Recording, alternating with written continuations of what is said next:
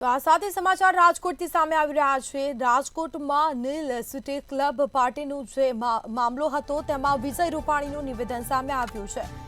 તો નીલ સિટી મામલે વિજય રૂપાણીનું નિવેદન સામે આવ્યું છે। તેઓએ જણાવ્યું છે કે વિડીયો સામે આવ્યો છે તેને હું વખોડી કાઢું છું।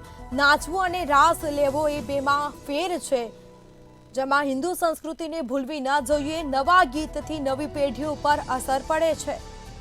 તો વિજય રૂપાણીનું આ નિવેદન સામે આવ્યું છે। નીલ સિટી મામલે વિજય રૂપાણીનું નિવેદન આવ્યું છે સામે, જેમાં વિડીયો સામે આવતા જ તેમણે વિડીયોને વખોડી કાઢ્યો છે।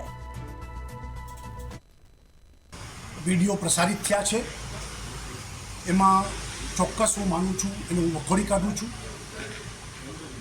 હિન્દુ સંસ્કૃતિ, આપણી પરંપરા અને નવરાત્રિનું મહત્ત્વ, નવરાત્રિ ઉત્સવ એ માતાજીની આરાધનાનો ઉત્સવ છે।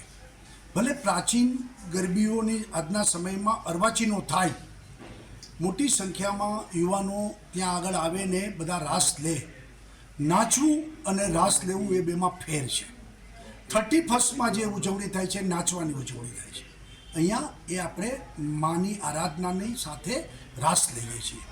ત્યારે જે ગઈકાલે શકીરાના ડાન્સ અને આ પ્રકારનું જે પ્રકારે એક આયોજકે કર્યું છે એને હું સખત શબ્દમાં વખોડું છું અને નવી પેઢી એના ઉપર ખરાબ અસર પડે અને ભવિષ્યમાં પણ આપણું આ પ્રાચીન સંસ્કૃતિ અને પરંપરાને હિન્દુ સમાજની લાગણી ઘવાય આ પ્રકારનું કોઈ પણ આયોજન ન થવું જોઈએ। સરકારે પણ આ અંગે સમગ્ર ગુજરાતમાં જે કંઈ આ મોટા આયોજનો થતા હોય ત્યાં નજર ધ્યાન આપવું જોઈએ અને ત્યાં મર્યાદામાં આ પ્રકારની નવરાત્રિ મહોત્સવ ઉજવાય એનું ધ્યાન રાખે એ અતિ આવશ્યક છે।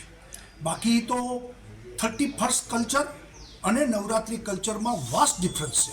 અહીંયા એક આરાધનાનું આ આપણું પર્વ છે, અહીંયા મર્યાદાઓ છે, અહીંયા સ્ત્રી દાક્ષિણ્ય છે અને આ નવરાત્રિ મહોત્સવ જ સ્ત્રીઓના સન્માનનો કાર્યક્રમ છે અને એમાં આ પ્રકારના જે ડાન્સો છે એ કોઈ પણ સંજોગોમાં ચાલે નહીં અને આ પ્રકારે અટકાવવું જોઈએ।